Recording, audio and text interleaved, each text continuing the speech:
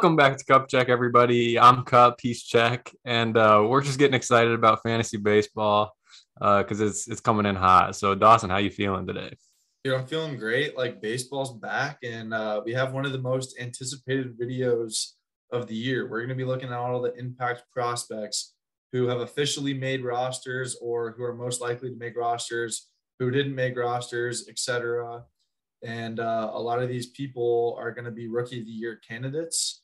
And some of these players might even be league winners because, every year there's a few people that just break out into stardom. And we're going to be looking at the potential candidates for that and people that you should really be trying to get on your roster and maybe going a few extra rounds to draft early. So, Zach, who do you want to talk about first? All right, starting off, kind of the inspiration for this video. Today, we got the news about Julio Rodriguez starting opening day roster in Seattle. How does this affect him in fantasy?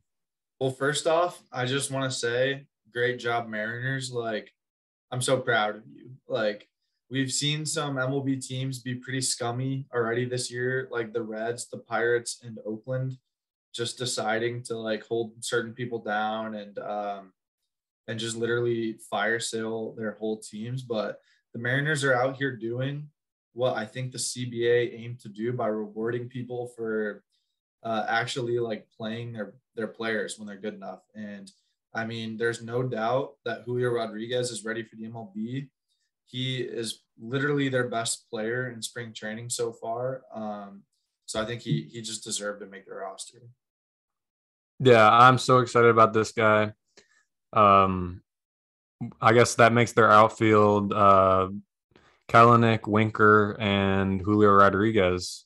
And I guess that means Haniger is most likely to be the DH out of them. I would expect Julio to be center out of that pairing. Kalanick probably in right and Winker kind of hidden away in left.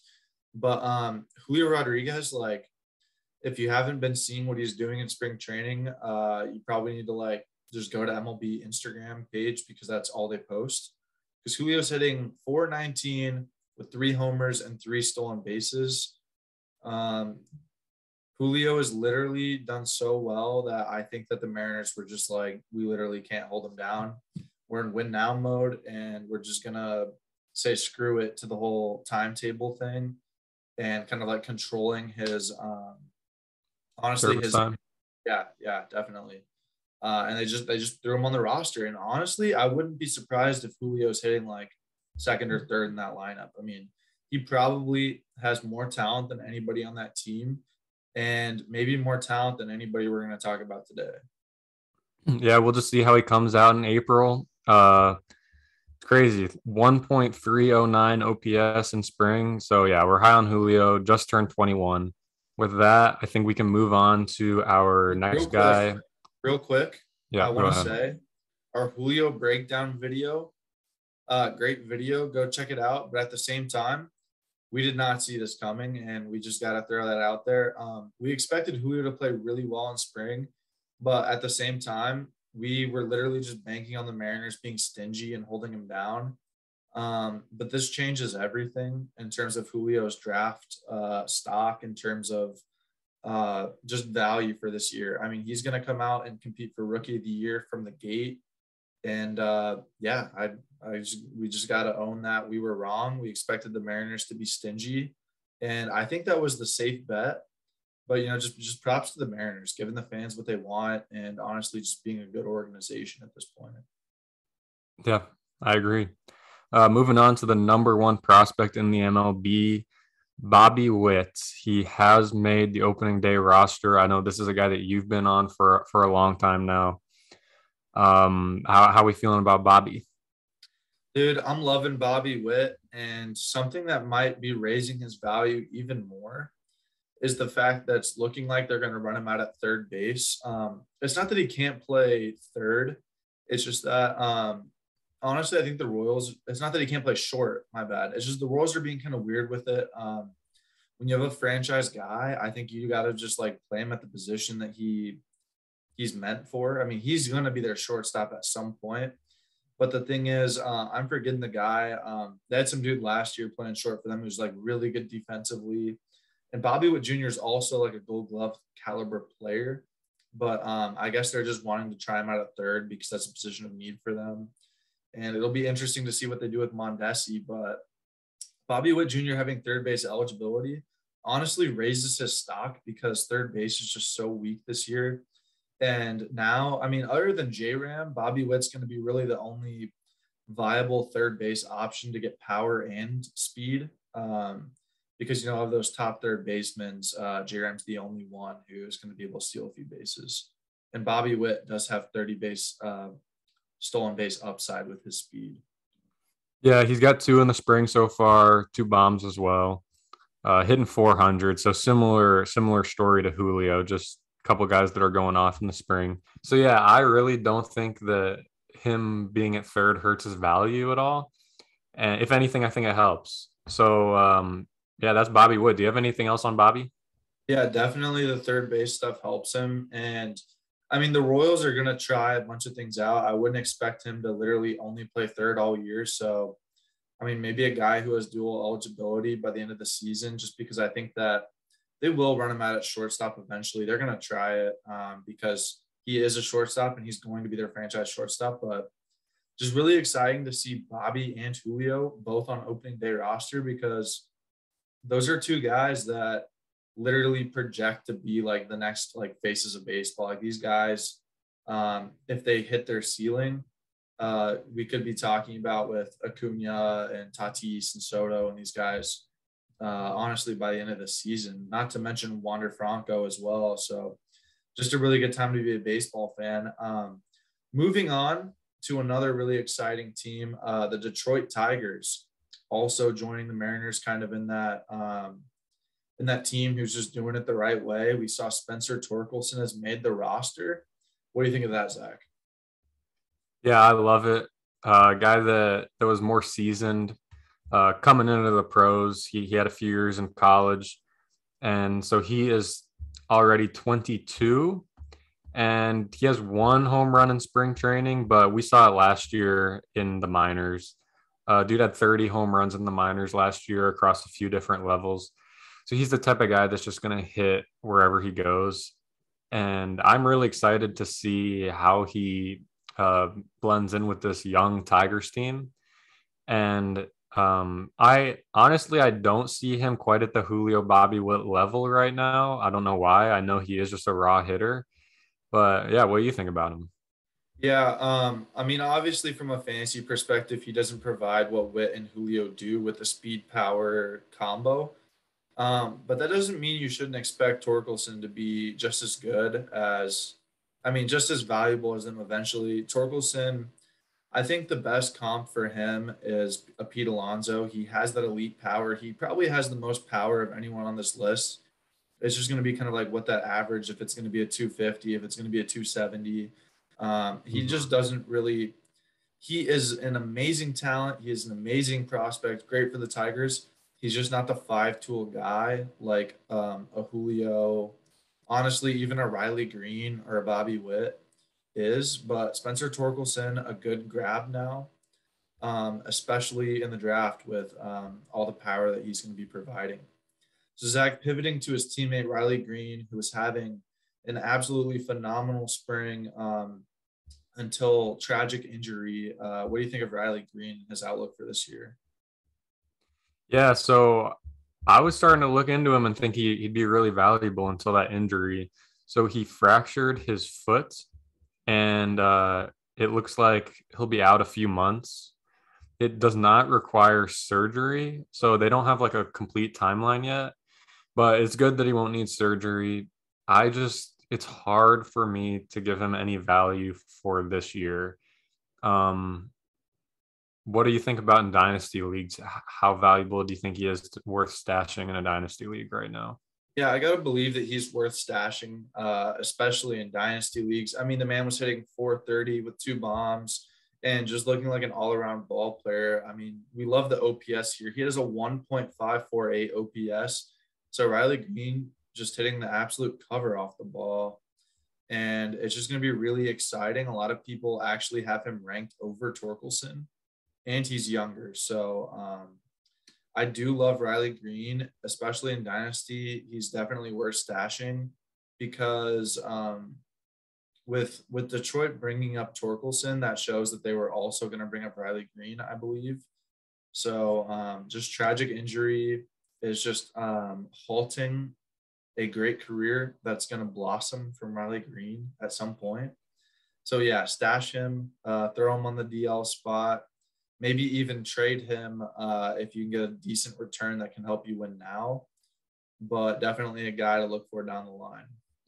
Yeah, and one of the reasons I like him is he's a younger guy, 21, and he definitely contributes in stolen bases. So he'd be more of that 5 category contributor. He strikes out quite a bit, but in the minors, he still had an average above 300 last year. So maybe a little bit higher stolen base average potential than Tork. So you just kind of gotta see what you need more on your team, power or more that average stolen base. And Riley Green will still provide that power. And one thing you pointed out to me, now that all these guys are graduating off the prospect list pretty soon here, Riley Green probably will be the number 1 prospect.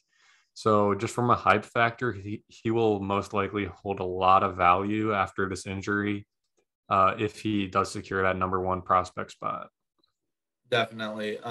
Keeping the theme going with the 5-tool players, a guy who probably doesn't have quite the ceiling as these other guys, but nonetheless still has all the tools you're looking for. Jeremy Pena, coming out of Houston. He is most likely going to be the Astros opening day shortstop. Pena has elite speed. He hasn't actually ran too much throughout his years in the minors, but he realistically could get 20 bags if he put his mind to it. He has the speed, and he has the hit tool to get on base to make it happen.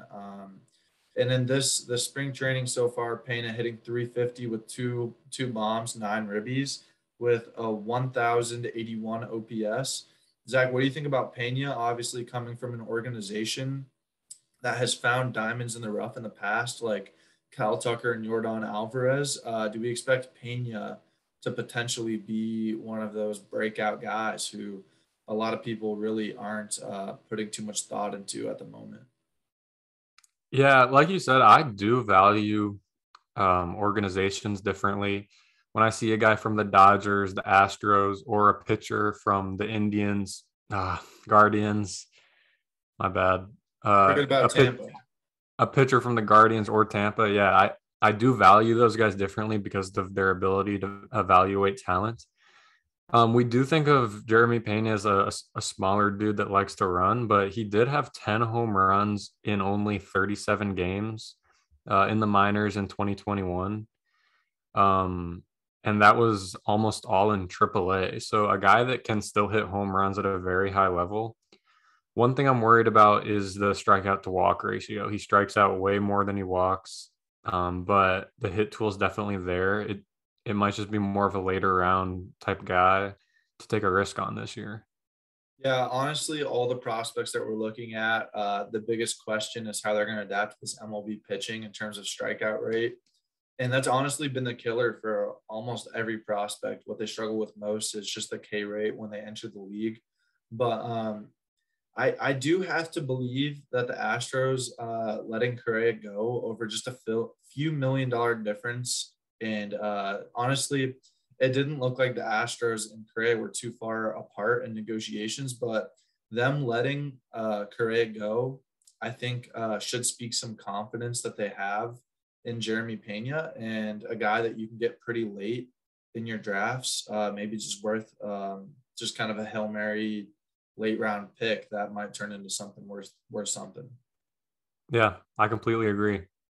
So with that, moving on, I think this is the last guy we're talking about here. Yep. So far, everyone we've talked about has been a W organization. They're just out here making the moves that we like to see, pleasing the fans, bringing up their young talent to just overall make the season a better place, a better season. But the Pirates have completely let us down. Just an L organization at this point, keeping O'Neal Cruz down as he's already 23 years old, where these other organizations are bringing up their prospects at 21, 22. What do you think of O'Neal Cruz being kept down? Cruz last year came into the league, had success, and also had success in spring training, and yet the Pirates decide to manipulate his service time. What do you think about that? Yeah, it sucks. We want to see the little bit of young talent the Pirates have. Cabrian Hayes, O'Neal Cruz, whoever else they got, I don't even know. We want to see Nick them. Gonzalez, solid guy. Keep an It, eye on him. He could definitely rise up to prospect rankings this year. But continue, Zach. we want to see them all on the field at the same time. I think the simple fact is that even with O'Neal Cruz, the Pirates just aren't ready to win at all. Not even close, honestly. They got a long way to go, a lot of hoops to go through. Whereas a team like the Tigers, even though they're not like a top tier organization, they are kind of ready to win, especially in a weak AL Central. The thing that's tough here is just that O'Neal Cruz was hitting so well in spring training, 2 home runs and a 333 average, really small sample size. But I don't know, man. It sucks, but like they're just not ready to win, and I think that's a big part of it.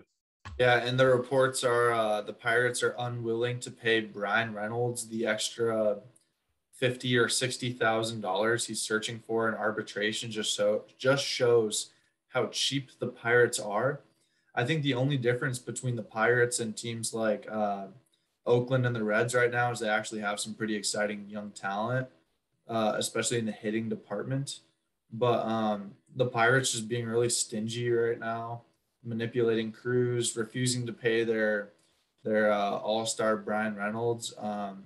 The only exciting news that I can think that comes out of this is that eventually Kupchak might have a different type of video coming out where we actually go watch O'Neal Cruz in AAA and make a little bit of a vloggy poo about it because O'Neal Cruz is going to be playing 20 minutes away from me in Indianapolis. Hopefully Nick Gonzalez will be there as well, but I can't wait to go see the 6'7" shortstop in person and just like see the power. Hopefully catch an O'Neal Cruz bomb on video, but yeah, disappointed in the organization, but I am excited that I'm going to get a chance to go watch O'Neal Cruz. That's going to do it for our episode of just like people making rosters, people not making rosters, W organizations, L organizations. Really excited to see all the players that we talked about today. A lot of people who have rookie of the year potential. And yeah, I think that's going to do it for our episode. Stay tuned. We've got a lot of other good ones coming out. Thank you all for watching.